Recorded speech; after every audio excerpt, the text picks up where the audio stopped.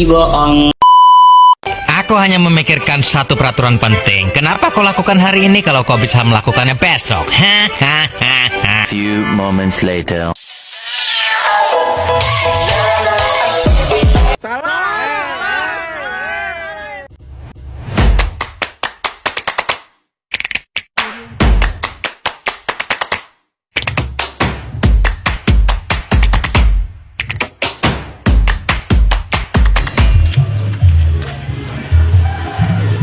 Assalamualaikum warahmatullahi wabarakatuh. Halo semuanya, perkenalkan nama saya Dan Istanto dari Prodi Manajemen NPM 2402 01110075. Di sini saya akan menjelaskan isi makalah saya mengenai bahasa Indonesia dan pemberantasan korupsi yang disusun oleh saya sendiri, Dan Istanto, Vina Avanti, Titin Herlianti, Silvina Rahma Saputri, dan Hafizah Kausar. Nah, pasti teman-teman udah pada penasaran kan gimana isi dari makalah saya dan teman-teman saya. Nah, tanpa berlama-lama lagi ya teman-teman, langsung saja kita masuk ke pembahasan materi. Cekidot.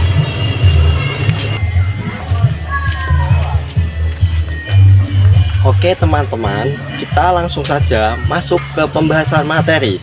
Di sini saya akan menjelaskan beberapa poin. Yang pertama, bab pertama pendahuluan, mencakup latar belakang, rumusan masalah, dan tujuan. Untuk bab yang kedua adalah pembahasan. Dalam pembahasan ini akan mencakup beberapa poin. Yang pertama, bahasa Indonesia sebagai alat komunikasi. Kedua, hakikat korupsi. Yang ketiga, nilai-nilai anti korupsi. Yang keempat, peran bahasa Indonesia sebagai pemberantasan korupsi. Dan yang terakhir, hubungan bahasa Indonesia dan nilai anti korupsi dalam kehidupan sehari-hari. Kemudian bab yang ketiga adalah kesimpulan. Oke, di sini pasti banyak ya teman-teman belum paham tentang bahasa Indonesia dan pemberantasan anti korupsi. Saya akan menjelaskan secara rinci dan pasti tentang materi tersebut. Langsung saja kita masuk ke pembahasan yang pertama. Bab pertama, pendahuluan, latar belakang. Bahasa Indonesia merupakan bahasa persatuan yang memiliki fungsi penting dalam kehidupan berbangsa dan bernegara. Bahasa tidak hanya dipakai sebagai alat komunikasi sehari-hari, tapi juga berperan dalam menyampaikan nilai, gagasan, dan pesan moral kepada masyarakat. Dengan bahasa yang jelas, tepat, dan mudah dipahami, pesan yang ingin disampaikan dapat diterima oleh semua kalangan. Di sisi lain, korupsi masih menjadi salah satu masalah besar di Indonesia. Korupsi tidak hanya mengerugikan negara secara materi, tetapi juga melemahkan kepercayaan masyarakat terhadap pemerintah serta menghambat pembangunan. Oleh karena itu, pemberantasan korupsi menjadi tanggung jawab bersama yang memerlukan partisipasi seluruh elemen bangsa. Dalam upaya pemberantasan korupsi, bahasa Indonesia memiliki peran yang sangat penting. Melalui bahasa, nilai-nilai anti korupsi dapat ditanamkan sejak dini, baik melalui pendidikan, media massa, maupun kampanye sosial.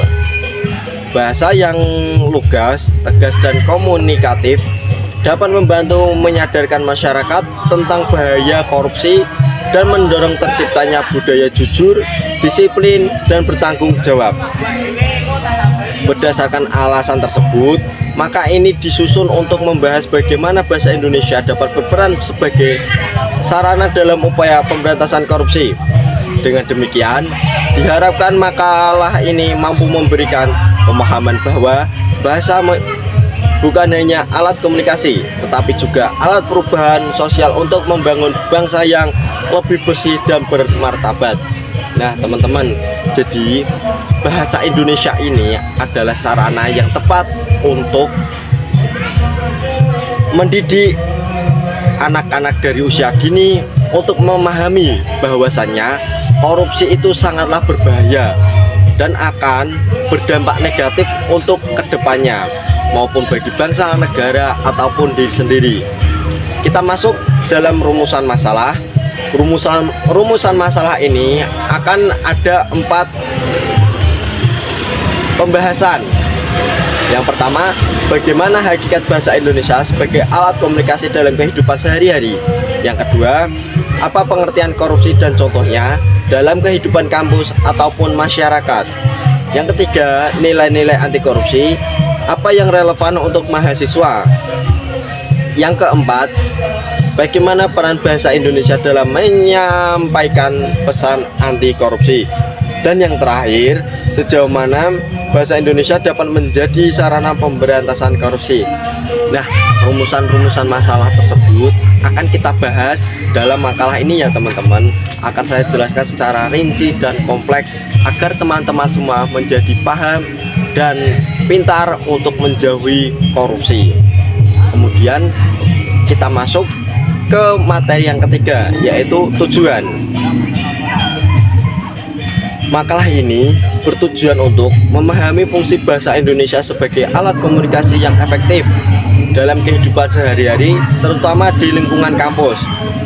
Yang kedua, untuk mengetahui pengertian korupsi serta contoh perilaku korupsi yang sering dijumpai dalam kehidupan mahasiswa maupun masyarakat. Yang ketiga, mengidentifikasi nilai-nilai anti korupsi yang dapat diterapkan oleh mahasiswa dalam kegiatan belajar, organisasi maupun kehidupan sosial. Dan yang terakhir, untuk menjelaskan peran bahasa Indonesia dalam menanamkan kesadaran anti korupsi melalui pembelajaran, diskusi, serta media informasi di kampus. Nah, banyak sekali ya teman-teman tujuan dari dibuatnya makalah ini, agar teman-teman semua tuh paham bagaimana bahayanya korupsi dan mengetahui apa itu bahasa Indonesia dan pentingnya bahasa Indonesia dalam pemberantasan korupsi. Baiklah, kita masuk ke bab kedua, yaitu pembahasan. Di sini saya akan membahas secara kompleks, jelas, dan lugas mengenai isi makalah ini. Oke teman-teman, langsung saja kita masuk ke pembahasan. Yang pertama, bahasa Indonesia sebagai alat komunikasi. Nah, bahasa Indonesia ini merupakan bahasa persatuan bangsa yang memiliki fungsi utama sebagai alat komunikasi. Melalui bahasa, manusia dapat menyampaikan pikiran, gagasan, perasaan, serta informasi kepada orang lain. Tanpa bahasa, komunikasi akan sulit terjalin dan hubungan antar manusia pun tidak dapat berjalan dengan baik. Sebagai alat komunikasi, bahasa Indonesia tidak hanya digunakan dalam percakapan sehari-hari, tetapi juga dalam bidang pendidikan, pemerintahan, media massa, hingga dunia kerja. Hal ini menunjukkan bahwa bahasa Indonesia memiliki peran yang sangat penting dalam kehidupan bermasyarakat, berbangsa, dan bernegara. Bahasa Indonesia menjadi alat pemersatu yang menghubungkan berbagai suku, budaya, dan bahasa daerah yang berbeda-beda di Indonesia. Oleh karena itu, bahasa Indonesia tidak hanya sebagai sarana komunikasi sehari-hari, tetapi juga sebagai alat penting dalam membangun persatuan dan kesatuan bangsa yang beragam. Penggunaan bahasa Indonesia sebagai alat komunikasi juga dapat ditemui dalam berbagai media, mulai dari pendidikan, pemerintahan, hingga media elektronik dan digital. Nah, jadi bahasa Indonesia ini adalah bahasa persatuan untuk seluruh bangsa Indonesia, untuk menyatukan ras, suku, bahasa, agama, dan budaya. Dengan bahasa Indonesia juga, semua rakyat Indonesia mampu berkomunikasi dengan baik walaupun berbeda-beda suku, budaya, agama, ras, dan agama. Oke, kita masuk ke materi yang kedua, yaitu hakikat korupsi. Korupsi secara langsung didefinisikan oleh Kamus Besar Indonesia KBBI sebagai penyelewengan atau penyalahgunaan uang negara dalam kurung perusahaan, organisasi, yayasan, dan sebagainya. Tutup kurung, untuk keuntungan pribadi antara orang lain. Secara internasional, World Bank memandang korupsi sebagai penyalahgunaan kekuasaan publik untuk keuntungan pribadi. Dalam Undang-Undang Nomor 31 Tahun 1999 tentang pemberantasan tindak pidana korupsi, korupsi didefinisikan sebagai perbuatan melawan hukum yang menyalahgunakan kewenangan untuk memperkaya diri sendiri, orang lain, ataupun koperasi serta merugikan keuangan negara. Akademisi seperti Robert Kallingard mendefinisikan korupsi sebagai penyalahgunaan jabatan untuk keuntungan pribadi, termasuk penyuapan, pemerasan, dan tipu daya. Korupsi memiliki berbagai bentuk, mulai dari yang besar hingga yang kecil. Di sini saya akan menyebutkan beberapa bentuk-bentuk korupsi. Yang pertama, korupsi memiliki berbagai bentuk, mulai dari yang besar hingga kecil, antara lain penyuapan, memberi atau menerima sesuatu untuk memengaruhi keputusan atau tindak pejabat. Yang kedua, penggelapan, memanipulasi atau mengambil uang benda yang bukan haknya. Kemudian nepotisme, memberi keuntungan kepada anggota keluarga atau teman dekat tanpa pertimbangan yang adil. Yang terakhir yaitu korupsi memiliki berbagai bentuk, mulai dari yang besar hingga yang kecil. Di sini saya juga akan menyebutkan faktor-faktor penyebab korupsi. Yang pertama yaitu faktor internal dari dalam individu. Keserakahan moral, rendah gaya hidup, konsumtif, dorongan keluarga yang tidak mengenakan integritas. Kemudian faktor eksternal dari lingkungan, sistem kelembagaan yang lemah, budaya permisif terhadap korupsi, kurangnya kesadaran masyarakat akan dampak korupsi, dan lemahnya penegakan hukum. Nah, dan yang ketiga adalah dampak korupsi. Korupsi berdampak dalam dunia individu, mendorong praktik tidak jujur, mengikis integrasi pribadi dalam kelompok masyarakat, menghambat pelayanan publik, memperbesar kemiskinan dan berketimbangan sosial, dan berdampak bagi bangsa, yaitu menurunkan kepercayaan publik, memperlambat pembangunan ekonomi, menurunkan investasi, dan meningkatkan utang negara. Kemudian kita masuk ke materi nilai-nilai anti korupsi. Nah ya teman-teman, jujur saja ya, saya itu belum paham banyak tentang korupsi, pemberantasan korupsi, dan hubungan antara bahasa Indonesia dengan pemberantasan korupsi. Tapi dengan saya membuat makalah ini, saya dapat belajar dan memahami bagaimana bahasa Indonesia itu penting untuk pemberantasan korupsi. Nah, langsung saja kita masuk ke nilai-nilai anti korupsi. Mahasiswa memiliki peran strategis sebagai agen of change dalam mencegah dan melawan praktik korupsi melalui penerapan nilai-nilai anti korupsi dalam berbagai aspek, baik di lingkungan akademik, organisasi, kemahasiswaan, maupun kehidupan sosial. Nilai-nilai anti korupsi yang dapat diterapkan mahasiswa antara lain: yang pertama, kejujuran, menghindari kecurangan seperti menyontek, plagiat, atau manipulasi data. Nah, pasti ya, saya sebagai mahasiswa sebenarnya susah banget untuk tidak melakukan hal-hal tersebut. Namun kita sebagai warga Indonesia yang paham pentingnya anti korupsi harus bisa mencegah ya teman-teman. Kemudian yang kedua, ada kepedulian, aktif membantu sesama aktif membantu sesama anggota organisasi dan masyarakat secara peduli akan pentingnya integritas. Yang ketiga, ada kemandirian. Mampu mengerjakan tugas secara mandiri tanpa mengandalkan cara tidak jujur. Nah, di sini untuk teman-teman siswa, mahasiswa semuanya, jikalau kalian semua memiliki tugas, diusahakan dikerjakan sendiri ya. Jangan mencari jalan pintas, cepat selesai tetapi tidak jujur. Oke? Kita masuk yang keempat. Kedisiplinan, mematuhi aturan akademik dan organisasi dengan konsisten. Yang kelima, tanggung jawab, bertanggung jawab terhadap tugas dan kewajiban pribadi maupun kelompok. Yang keenam, ada kerja keras, berusaha sungguh-sungguh dalam belajar dan berorganisasi tanpa mencari jalan pintas. Yang ketujuh, kesederhanaan, menjaga gaya hidup sederhana, menghindari perilaku konsumtif yang dapat memicu korupsi. Yang kedelapan, keberanian, berani menolak dan melaporkan tindak korupsi atau kecurangan.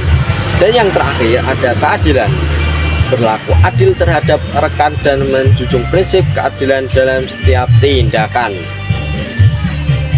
Nah, implementasi nilai-nilai ini tidak hanya menguatkan karakter mahasiswa secara pribadi, tetapi juga memperkuat budaya anti korupsi di kampus dan masyarakat luas. Mahasiswa yang menginternalisasi nilai-nilai tersebut akan mampu mencegah korupsi secara efektif dan menjadi teladan bagi komunitasnya. Selain itu, peran nilai-nilai di lingkungan belajar, organisasi mahasiswa, dan kehidupan sosial juga membantu mahasiswa yang memiliki integritas, disiplin, dan rasa tanggung jawab tinggi, sehingga mendukung penciptaan kampus dan masyarakat yang bersih, transparan, dan akuntabel.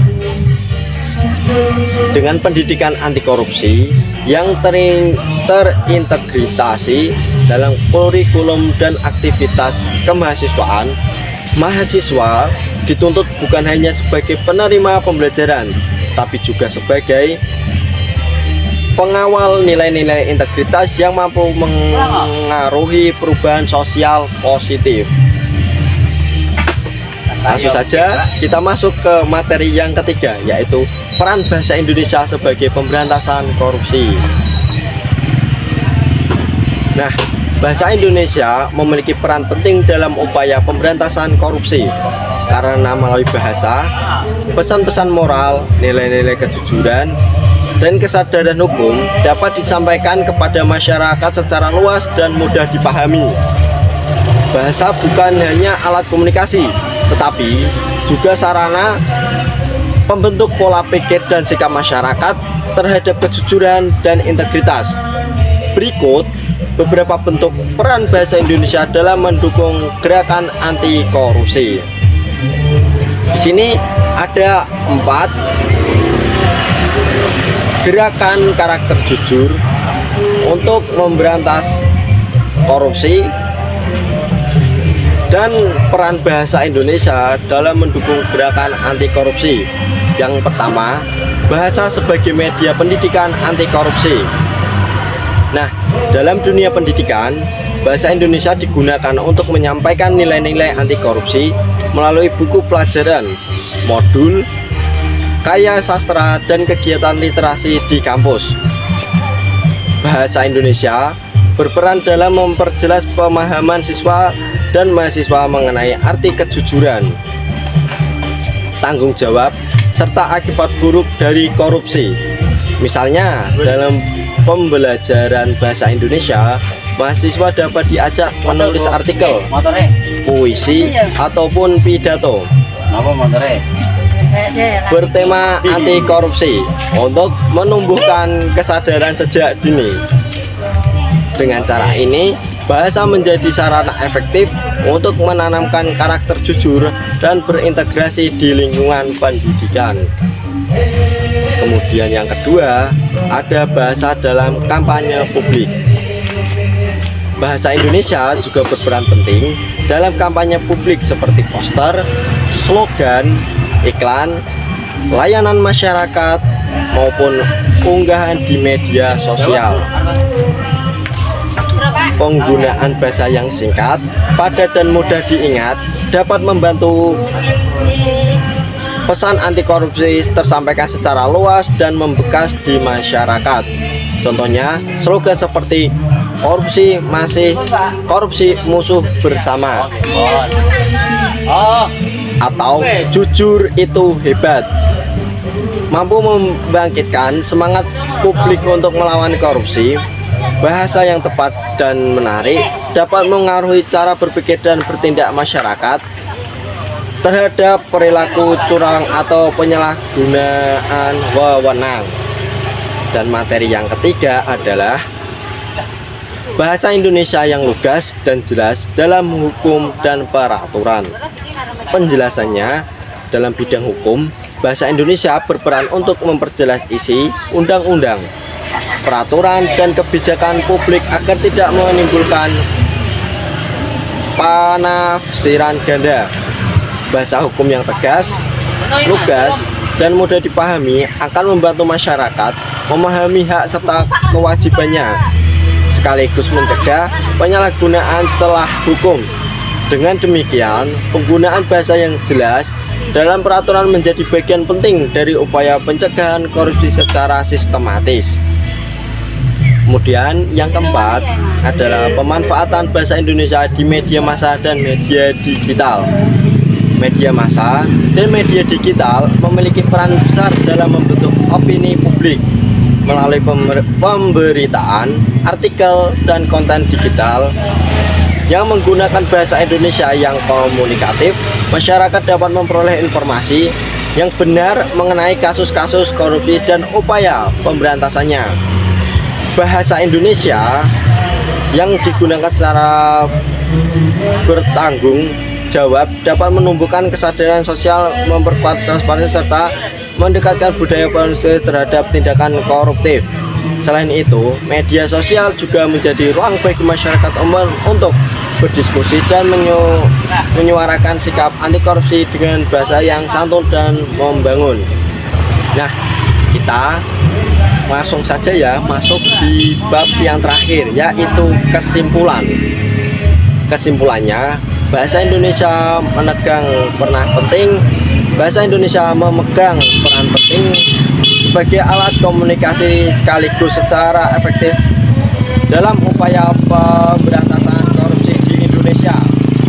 Melalui bahasa, nilai-nilai anti korupsi seperti kejujuran, tanggung jawab, dan kedisiplinan dapat ditanamkan disebarluaskan secara luas, baik melalui pendidikan, kampanye publik, media massa, hukum, maupun komunikasi sehari-hari.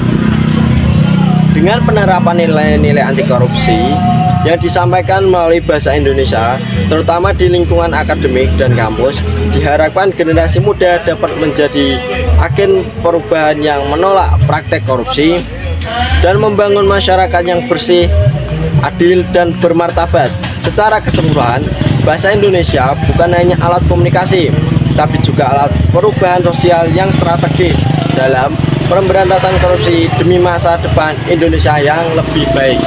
Nah, teman-teman, itu tadi penjelasan saya mengenai bahasa Indonesia dan pemberantasan korupsi. Semoga apa yang sudah saya jelaskan dapat bermanfaat bagi saya pribadi dan teman-teman semua. Sekian dari saya. Wassalamualaikum warahmatullahi wabarakatuh. Bye. Ngày vô nhà thương, ngày vô nhà anh biết thương. Giây phút em gặp anh là em biết em si tình, tình tình tình tang tang tình, tang tình tình tình tang tang tang. Giây phút em gặp anh là em biết em si tình, tình tình tình toan toan tình, toan tình mình tình tan tan tan.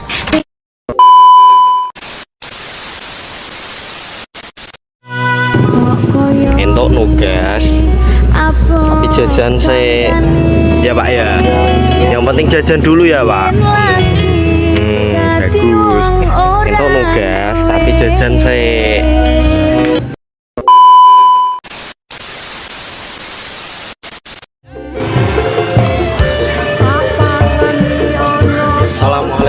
warahmatullahi wabarakatuh. Halo semuanya, perkenalkan nama saya Dani Istanto dari Prodi Manajemen NPM 24020111. Ini satu lagi kerjaan dulu. Sehat.